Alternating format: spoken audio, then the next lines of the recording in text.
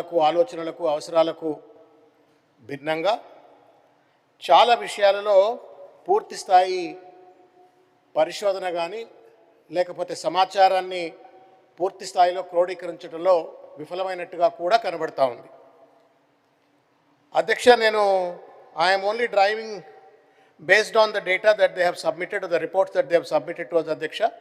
I humbly appeal to my colleagues, iddaru viplu unnaru, tarvata mantri garu unnaru, muguru unnaru, dayachesi meer note cheskoni ప్రభుత్వానికి information ఇచ్చినట్టయితే at least when they respond to us they will be able to clarify. వీళ్ళు అధ్యక్ష 2,21,000 కోట్ల రూపాయల budget estimates 24-25కు పెడితే యాక్చువల్గా అది accomplish అయింది 1.67 lakh crores అధ్యక్ష. And when it comes to 25-26 అధ్యక్ష 2.29 lakh crores and what was accomplished is only 2.03 lakh crores అధ్యక్ష. మళ్ళీ ఇప్పుడు 2.41 లక్షల కోట్లు పెట్టింది అధ్యక్ష. What I'm trying to convey అధ్యక్ష, బడ్జెట్ ఎస్టిమేట్స్ అనేటువంటివి నేను సామెతలు ఎక్కువ వాడతా అధ్యక్ష, క్షమించాలో వాళ్ళు ఏదో క్రిటిసైజ్ చేస్తుంది కంటలేను. చెట్ల మీద ఇస్తార్లు కుట్టినట్టుగా అసహేతుకతతో అసంబద్ధంగా అంచనాలు వేయకూడదు. ఒకసారి అంచనాలు వేసినట్టయితే ఒక 5% 10% వేరియన్స్ ఉండాలి. కానీ ఇంత పెద్ద ఎత్తున కన్సిస్టెంట్గా what they estimate and what they revised and what actuals, ఈ డిస్టార్షన్స్ అనేటువంటిది బడ్జెట్ మీద ప్రజలకు గౌరవం పోతుంది, బడ్జెట్ని అమలు చేసేటువంటి ఒక బ్యూరోక్రసీకి కూడా పూర్తి స్థాయిలో దీనిపైన గౌరవం పోతుంది అనే ఒక విషయాన్ని దయచేసి వారు సమాధానం చెప్పాలని చెప్పని నేను కోరుతా ఉన్నాను. This is the same scenario with regard to tax revenue కానీ, నాన్ ట్యాక్స్ రెవెన్యూ కానీ, గ్రాంట్ ఇన్ ఎయిడ్కి సంబంధించిన అంశం కానీ అన్నిట్లో కూడా పెద్ద ఎత్తున ఫిగర్లు పెడతా ఉన్నారు. బట్ మొత్తానికి వస్తేప్పటికీ పైన పటారంలోన లొటారం అని చెప్పని సంవత్సరం అయిపోయేటప్పటికి what they are ultimately accomplishing is far lesser than what they have actually estimated, or budget ఎస్టిమేట్లో కానీ రివైజ్ ఎస్టిమేట్ల కంటే తక్కువ ఉంది. తర్వాత అధ్యక్ష, ఒక ఘోరమైనటువంటి ఒక డౌట్ను తప్పనిసరిగా ప్రభుత్వం క్లారిఫై చేయవలసిన అవసరం ఉంది అని చెప్పని నేను భావిస్తా ఉన్నాను అధ్యక్ష. సిఏజీ రిపోర్ట్ అధ్యక్ష, ఇది వెబ్సైట్లో కూడా అందుబాటులో ఉంది అధ్యక్ష. రెవెన్యూ రిసిప్ట్స్ వచ్చేసి 25-26కు 2,29,720 కోట్ల రూపాయలు. దాకరణ you can make a note Balmoor గారు. యాక్చువల్స్ అప్ టు జనవరి 2026 వరకు అధ్యక్ష what was accomplish was only 1,38,371 crores అధ్యక్ష. అంటే నాట్ ఈవెన్ 60, అంటే just about 60% of the revenue receipts were accomplished by January end 2026 అధ్యక్ష. అంటే వాళ్ళకి మిగిలింది ఇంకా 2 నెలలే అధ్యక్ష. ఈ 2 నెలల్లో వీళ్ళు మొత్తం 2,03,000 కోట్ల రూపాయల రెవెన్యూ ఎస్టిమేట్స్ను వేసి పెట్టినారు అధ్యక్ష. అంటే ఏంటి, ఒక 2 నెలల కాలంలోనే దాదాపు వీళ్ళు 65,000 కోట్ల రూపాయల రెవెన్యూ రిసిప్ట్ని మేము సాధిస్తాము అని చెప్పినారు. ఓకే, సాధిస్తారేమో, అబ్రకదబ్రా మంత్రదండం ఉందనుకుంటే కూడా మీరు 24-25 చూసినా, 25-26 ఇంతకుముందు 23-24 చూసినట్టయితే not even in this 2 months of time 10,000, 15,000, at the most 20,000 crores కంటే రాలేదు.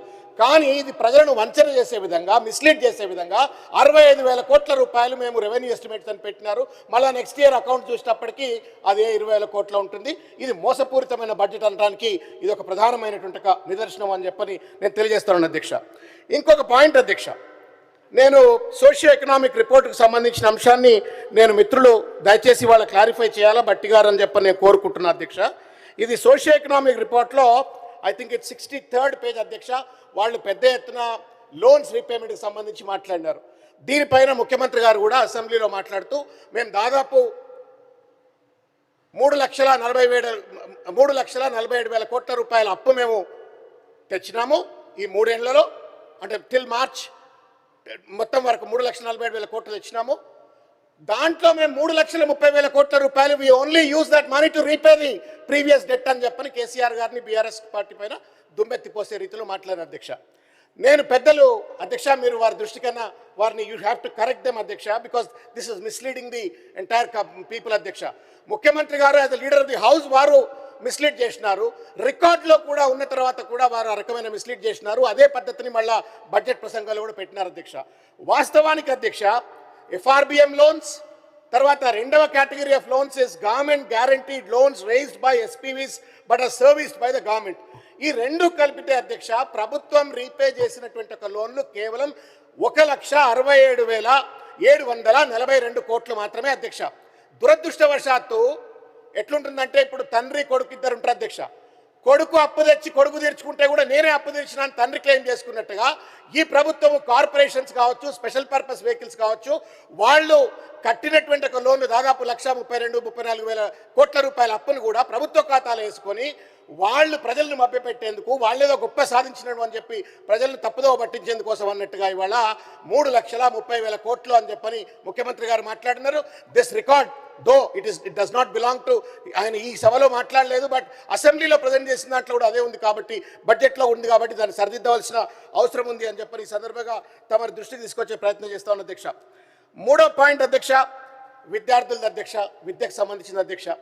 చాలా మంది పేదింటి మధ్యతరగతి కుటుంబాలన్నీ కూడా అధ్యక్ష ఈ బడ్జెట్లో మాకు ఏదైనా వెసులుబాటు లభిస్తుందా, ఈ బడ్జెట్లో మా పిల్లలకు ఏమైనా వెసులుబాటు లభిస్తుందా, ఈ ప్రైవేట్ విద్యా సంస్థలు చేస్తున్నటువంటి దోపిడీని, ఫీజు దోపిడీని ఏ రకంగానైనా నియంత్రణకు వచ్చేట్టుగా చట్టాలు పట్టుకొస్తాయని చెప్పని పెద్ద ఎత్తున ఎదురు చూసింది అధ్యక్ష.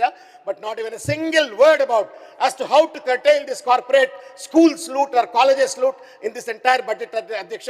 నేను అపీల్ చేస్తా ఉన్నాను, at least in the revised approach or strategy to this budget ఈ మొత్తం వ్యవహారంలో ప్రైవేట్ స్కూళ్ళ యొక్క దోపిడీని ఏ రకంగా అరికడతారు, కళాశాలల దోపిడీని ఏ రకంగా అరికడతారు.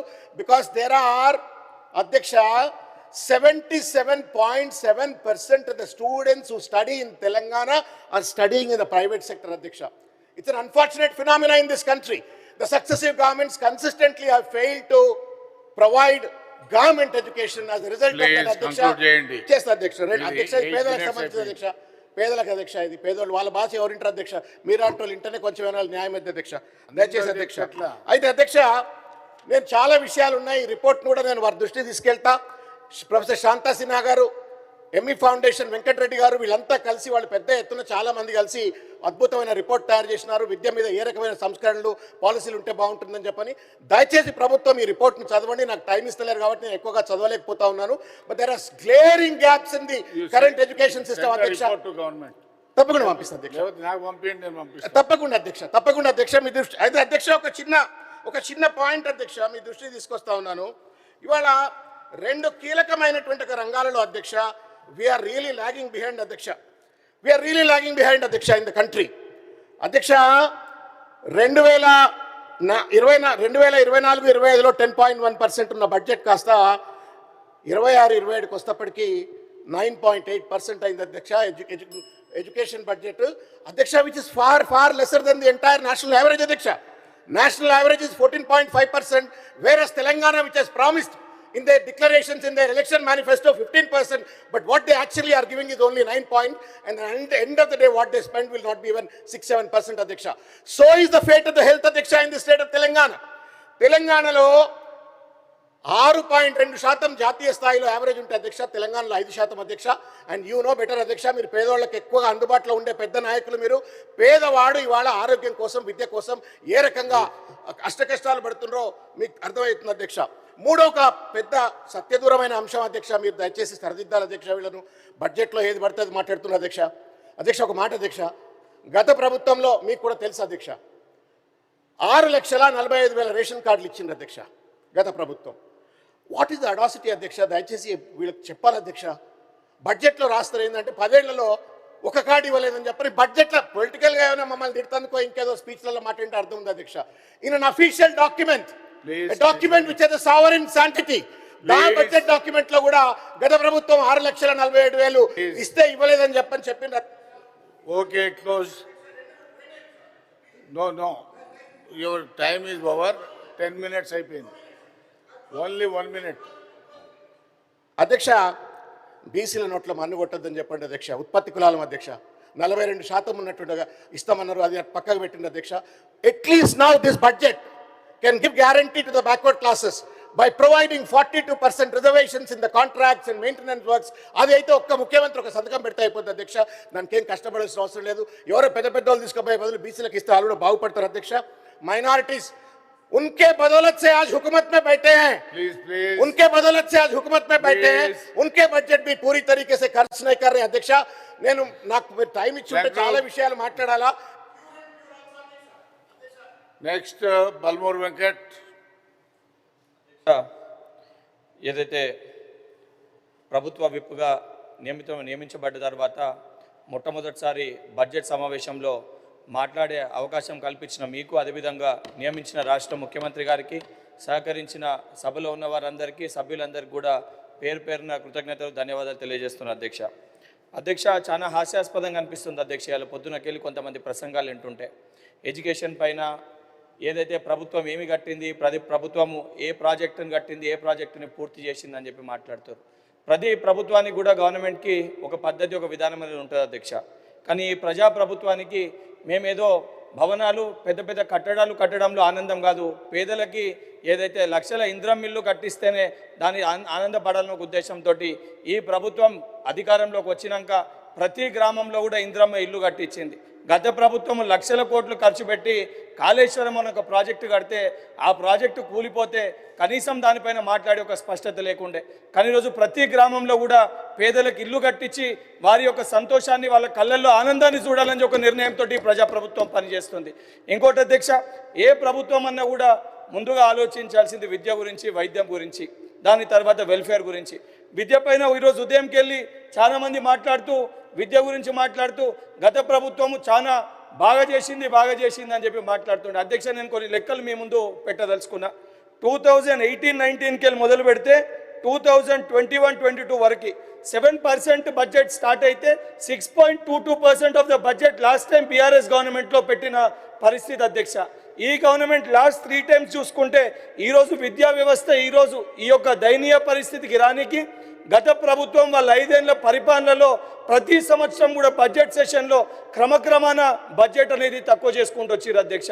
ఈ ప్రజాప్రభుత్వము విద్యార్థులకి మెరుగైన విద్యని అందించాలి, మౌలిక సదుపాయాలు కల్పించాలి, క్వాంటిటీ కాదు క్వాలిటీ ఫుడ్ ఇవ్వాలి, క్వాలిటీ ఎడ్యుకేషన్ ఇవ్వాలని ఉద్దేశంతో ఈ ప్రభుత్వం పనిచేస్తూ ఈరోజు మొదటి బడ్జెట్లో 7%, ఈరోజు 25-26 బడ్జెట్ చూసుకుంటే మోర్ దెన్ 9% బడ్జెట్ ఈరోజు విద్యా వ్యవస్థకి కేటాయించడం జరిగింది అధ్యక్ష. అదేవిధంగా వెల్ఫేర్ స్కీమ్స్ గురించి మాట్లాడుతారు. ఏమి ఇచ్చింది వెల్ఫేర్ స్కీమ్స్? మేము అద్భుతంగా ఇచ్చినాం, అమోఘంగా ఇచ్చామని చెప్పి మాట్లాడుతారు. నేను ఆ లెక్కలు కూడా మీ ముందు పెట్టదలుచుకున్నాను అధ్యక్ష. 2018-19 ప్రవేశపెట్టిన బడ్జెట్లో 15%, 19-20 ప్రవేశపెట్టిన బడ్జెట్లో 18%, 20-21 బడ్జెట్ 20%, 23 బడ్జెట్లో 22-23 బడ్జెట్లో ఓన్లీ 25%. కానీ ప్రజాప్రభుత్వం అధికారంలోకి వచ్చినాక మొట్టమొదటి బడ్జెట్లో 35%, దాని తర్వాత ప్రతి బడ్జెట్లో కూడా వెల్ఫేర్ స్కీమ్స్ కోసం 1,00,000 కోట్ల పైచీలకి ఈరోజు ప్రజాప్రభుత్వం డబ్బుని ఖర్చు పెడుతుంది అధ్యక్ష. అది ప్రజల యొక్క బాగు కోసము, ప్రజల వెల్ఫేర్ స్కీమ్స్ కోసము ప్రజాప్రభుత్వానికి ఉన్న చిత్తశుద్ధి అధ్యక్ష. ఈరోజు ప్రతిదీ మాట్లాడతారు, నోటిఫికేషన్ల గురించి మాట్లాడతారు. మేము నోటిఫికేషన్లు ఇస్తే మీరు ఉద్యోగాలు ఇచ్చిరని చెప్పి చెప్తారు. మరి మీరు చేసిన అప్పులు కూడా ఈరోజు మేము కడుతున్నాము. మీరు చేసిన అప్పులు, మీరు మాపై వేసిన భారాన్ని కూడా ఈరోజు మేము ఆ రుణాలని, ఆ అప్పుల్ని ఈ ప్రజాప్రభుత్వం కడుతుంది. మీరు కేవలం నామమాత్రానికి నోటిఫికేషన్లు ఇచ్చి టీజీపీఎస్సీలో పేపర్ లీక్ అయితే కూడా కనీసము టీజీపీఎస్సీ పైన చర్యలు తీసుకోలేదు, దానిపైన ఎటువంటి స్టేట్మెంట్ చేయలేదు. దానిపైన ఆనాడు ముఖ్యమంత్రి ఒక స్టేట్మెంట్ ఇచ్చి ప్రక్షాళన చేసే ప్రయత్నం చేయలేదు. న్యాయస్థానం పదే మొట్టికాయలు వేస్తే 10 ఏళ్లలో ఒక్క గ్రూప్ 1 పరీక్ష కూడా నిర్వహించలేకపోయింది అధ్యక్ష. ప్రజాప్రభుత్వం అధికారంలోకి వచ్చినాక టీజీపీఎస్సీ ప్రక్షాళన చేసి మీరు నామమాత్రానికి నోటిఫికేషన్ వేసిన ఉద్యోగాలకి ట్రాన్స్పరెన్సీ తోటి, చిత్తశుద్ధితోటి పరీక్షల్ని నిర్వహించిన తర్వాత కూడా మీరు న్యాయస్థానాల తలుపులు తట్టి మీరు చెయ్యలేదు, మేము చేస్తున్నామని చెప్పి జీర్ణించుకోలేక అడ్డుకునే ప్రయత్నం అడుగడుగునే చేసిన ఆ పోరాటాలన్నింటినీ జయించి ఈరోజు 70,000 పైచీలకు నిరుద్యోగులకి నియామక పత్రాలు ఇచ్చి ఆ కుటుంబ వారి యొక్క కళ్ళల్లో ఆనందాన్ని చూసిన ప్రజాప్రభుత్వం అధ్యక్ష. మాట్లాడే ముందు ఒకసారి ఆలోచించాలి. ఉస్మానియా యూనివర్సిటీ గురించి 10 ఏళ్ళు శ్రవణ్ అన్న ఇక్కడ ఉన్నారు. ఉస్మానియా యూనివర్సిటీ తెలంగాణ ఉద్యమ సమయంలో మేము ఆ రోజు ఇంటర్మీడియట్ చదువుకుంటున్న సమయంలో యూనివర్సిటీలో మీసొంటి నాయకులను చూసి తెలంగాణ వస్తే యూనివర్సిటీ బాగుపడుతుంది, ఉస్మానియా కాకతీయ యూనివర్సిటీస్ వంటి యూనివర్సిటీలు బాగుపడతాయి అని చెప్పి భావించడం అధ్యక్ష. కానీ దురదృష్టవశాత్తము ఏదైతే బీఆర్ఎస్ ప్రభుత్వం ఏర్పడ్డ తర్వాత వైస్ ఛాన్సలర్ నియమించకుండా యూనివర్సిటీలన్నింటినీ కూడా నీరుగారు చేసే ప్రయత్నం చేసిరు అధ్యక్ష. కానీ ప్రజాప్రభుత్వం చిత్తశుద్ధితోటి గౌరవ ముఖ్యమంత్రి రేవంత్ రెడ్డి గారు మీరు ఎన్ని ఆటంకాలు సృష్టించినా, ఎన్ని చోట్ల అడ్డుకునే ప్రయత్నం చేసినా ఇదే ఆర్ట్స్ కళాశాల ముందుకు వెళ్ళి విద్యార్థులకి మాటిచ్చి ఉస్మానియా యూనివర్సిటీ బాగు కోసం, డెవలప్మెంట్ కోసం స్టాన్ఫోర్డ్, ఆక్స్ఫర్డ్ వంటి యూనివర్సిటీ లెక్క మన రాష్ట్రంలో కూడా ఉస్మానియా యూనివర్సిటీని తీర్చిదిద్దాలనే ఉద్దేశంతో 1000 కోట్లు ఉస్మానియా యూనివర్సిటీకి కేటాయించడం జరిగింది అధ్యక్ష. ఇది విద్య పట్ల ఈ ప్రజాప్రభుత్వానికి ఉన్న చిత్తశుద్ధి, ఇది వెల్ఫేర్ స్కీమ్స్ పట్ల ప్రజాప్రభుత్వానికి ఉన్న చిత్తశుద్ధి. బాధ్యతతోటి ప్రజల సంక్షేమం కోసము, ప్రజల బాగు కోసము ఆలోచించే ప్రజాప్రభుత్వం అధ్యక్ష. మహిళల కోసం ఫ్రీ బస్ ఇస్తే విమర్శలు చేస్తారు, 200 యూనిట్ల ఉచిత కరెంట్ ఇస్తే దానిపైన విమర్శలు చేస్తారు. 21,000 కోట్లు ఏదైతే రైతుల కోసం ఏకకాలంలో రుణమాఫీ చేస్తే ఎక్కడ చేసిరని చెప్పి మాట్లాడతారు. రైతు బంధు ఇస్తే దానిపైన గగ్గోలు పెడతారు. వాస్తవాలు చెప్తే వాస్తవాలపైన చర్చించకుండా ఏదైతే ఇబ్బందులు పెట్టే ప్రయత్నము ప్రతిపక్షాలు చేస్తున్నాయి. ఇంతకుముందు మాట్లాడిన ప్రతి ఒక్కరు కూడా ఏదైతే బడ్జెట్ సమావేశాల్లో ఏదైతే ఉంటే ప్రభుత్వానికి, అధికారంలో ఉన్న ప్రభుత్వానికి వాస్తవాలు సూచనలు ఇవ్వాలి తప్ప మీరేం చేసిర్రు అంటే ప్రతి చోట అడుగడుగున కూడా ప్రజలకి మంచి చేయాలి, ప్రజలకి బాగు చేయాలి, ప్రజల సంక్షేమం గురించి ఆలోచించాలని తపన పడే గౌరవ ముఖ్యమంత్రి రేవంత్ రెడ్డి గారు తాపత్రయపడతారు అధ్యక్ష. ఇంకొకటి, ఈరోజు ప్రతిదానికి కూడా ఈరోజు తెలంగాణ రాష్ట్రాన్ని డ్రగ్స్ రహిత రాష్ట్రంగా చేయాలని ఒక కంకణం కట్టుకొని ఈగిలని ఒక సంస్థని మనం తీసుకొని రావడం జరిగింది అధ్యక్ష.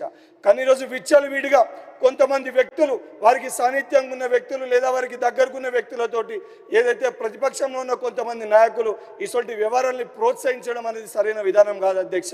దాన్ని తప్పనిసరిగా అందరం కూడా అరికట్టాల్సిన బాధ్యత మన పైన ఉంది. ఎందుకంటే గతంలో ఇదే శాసన మండలిలో మనము హుక్కా పార్లర్లు కానీ ఇటువంటి డ్రగ్స్ పైన మనము చర్యలు చేపట్టాలని అనేక సందర్భాల్లో మనం మాట్లాడినాం. కానీ ఈరోజు వాస్తవానికి ఏదైతే మనం దాన్ని ఆపే ప్రయత్నం చేస్తున్నా, మనం అటువంటి వ్యక్తులని మనం వెంటబెట్టుకొని వాళ్ళని ప్రోత్సహిస్తే మనం సమాజానికి ఎటువంటి మెసేజ్ ఇస్తున్నాం కూడా ఆలోచించాల్సిన బాధ్యత మన పైన ఉంది అధ్యక్ష. ఈరోజు 100% నేను చెప్తున్నాను అధ్యక్ష, 42% రిజర్వేషన్ కోసం ఆ రోజు తెలంగాణ ఉద్యమ సమయంలో కాంగ్రెస్ పార్టీ చిత్తశుద్ధి ఏ విధంగా ఉండే అధ్యక్ష. అధికారంలో రాష్ట్రంలో ఉన్నప్పటికీ కూడా తెలంగాణ రాష్ట్ర ఏర్పాటు కోసము సొంత పార్టీ పైన ఆ రోజు గలమెత్తిన నాయకులు కాంగ్రెస్ పార్టీలో ఉన్నారు అధ్యక్ష. మరి ఈరోజు సాధించుకున్న తెలంగాణ రాష్ట్రంలో ఎందుకు నిధులు తెచ్చుకోనికి భారతీయ జనతా పార్టీ నాయకులు కానీ, బీఆర్ఎస్ పార్టీ నాయకులు కానీ ఎందుకు కలిసి కాంగ్రెస్ పార్టీతోటి నడిచి వచ్చి కేంద్రం పైన పోరాటం చేయడానికి ఎందుకు వారు సిద్ధంగా లేరు? ఒకసారి మనం ఆలోచించాలి అధ్యక్ష. కేంద్రానికి మనం ఇచ్చే నిధులన్నీ, మనకి తిరిగి వచ్చే నిధులన్నీ, దానిపైన మాట్లాడదామంటే ఒక్కరు కూడా నోరు మెదపరు. కేంద్రానికి వెళ్ళి మాట్లాడదామంటే దానిపైన ఒక్కరు కూడా నోరు మెదపరు. అవును, 42% రిజర్వేషన్ ఇస్తామని మేము చెప్పినాము.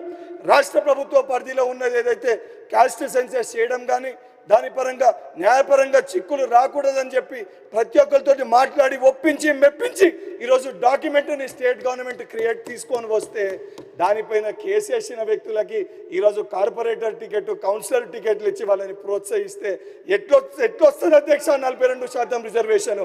అటువంటి పార్టీలు ఆ రకంగా చేస్తే ఎట్లొస్తుంది అధ్యక్ష? ఈరోజు నిజంగా బాధ్యత, చిత్తశుద్ధి ఉంటే రండి, ఢిల్లీకి కలిసి వెళ్దాము. ఈరోజు 42% రిజర్వేషన్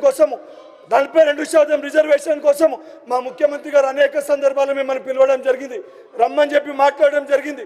ఢిల్లీకి వెళ్ళి కేంద్ర ప్రభుత్వంతో కొట్లాడి 42% తెలంగాణలో బీసీల బిడ్డల కోసం తెచ్చుకునే ప్రయత్నం చేద్దాం అధ్యక్ష. కానీ ఆల్ పార్టీ మీటింగ్ పెట్టి రమ్మని చెప్పి పిలుస్తే రారు. వాస్తవానికి బీసీలకి మేలు చేయాలని చెప్పి ఆలోచిస్తే దానిపైన మాట్లాడరు. వెల్ఫేర్ స్కీమ్స్ ప్రవేశపెడితే దాన్ని తట్టుకోలేరు. ఇందిరా మిల్లు ఇస్తే దానిపైన విమర్శలు చేస్తారు. వాస్తవానికి నిజంగా ప్రజలకి బాగు చేయాలి, ప్రజల మంచి కోసం మాట్లాడాలనుకుంటే ఒపీనియన్స్, సూచనలు ఇస్తే ఈ ప్రజాప్రభుత్వం తప్పనిసరిగా స్వీకరిస్తుంది అధ్యక్ష. కానీ దాన్ని పక్కన పెట్టి అడుగడుగునా విమర్శలు చేసి అడుగడుగునా కాళ్ళలో కట్టెలు పెట్టే ప్రయత్నం చేస్తే తెలంగాణ ప్రజలు ఇవన్నిటినీ గమనిస్తున్నారు, తెలంగాణ ప్రజలు ఇవన్నిటినీ చూస్తున్నారు. చాలా స్పష్టంగా వారు కూడా ప్రజాప్రభుత్వానికి ఎక్కడ ఎన్నికలు జరిగినా కూడా వారి యొక్క బ్యాలెట్ రూపంలో వారి తీర్పునిచ్చిన స్పష్టంగా ఇస్తున్నారు. ఇప్పటికన్నా నేను మా ప్రతిపక్ష నాయకులకి, అన్నలందరూ కూడా విజ్ఞప్తి చేస్తున్నా, 100% మీరనే ప్రతి ఏ ప్రాబ్లం కన్నా ఈ ప్రభుత్వంలో శాసన మండలి సభ్యులుగా ఈడ విప్పులుగా నేను మా అద్దంకి దయాకరన్ ఉన్నాం. మీరు ఏవి చెప్పినా ఏ సూచనలు ఇచ్చినా మిమ్మల్ని వెంట పెట్టుకొని ఈ ప్రజాప్రభుత్వంలో గౌరవ ముఖ్యమంత్రి గారి దగ్గరికి తీసుకొని వెళ్ళి ప్రజల సంక్షేమం కోసం మేము కట్టుబడి ఉన్నాం. మరి తెలంగాణ రాష్ట్ర అభివృద్ధి కోసము మరి ఆనాడున్న టీఆర్ఎస్ పార్టీ బీఆర్ఎస్గా మారి రాష్ట్ర అభివృద్ధిని కూడా మర్చిపోయిందా లేదా నిజంగా చిత్తశుద్ధితో ఉందా అని చెప్పి నిరూపించుకోవాల్సిన బాధ్యత మీ పైన కూడా ఉందని చెప్పి కోరుతూ మరొక్కసారి నాకు ఈ అవకాశం ఇచ్చిన పెద్దలకి వైస్ చైర్మన్ గారికి మరొకసారి కృతజ్ఞతలు ధన్యవాదాలు తెలియజేస్తూ ముగిస్తున్నాను అధ్యక్ష. Thank you. శ్రీ గోరటి వెంకన్న గారికి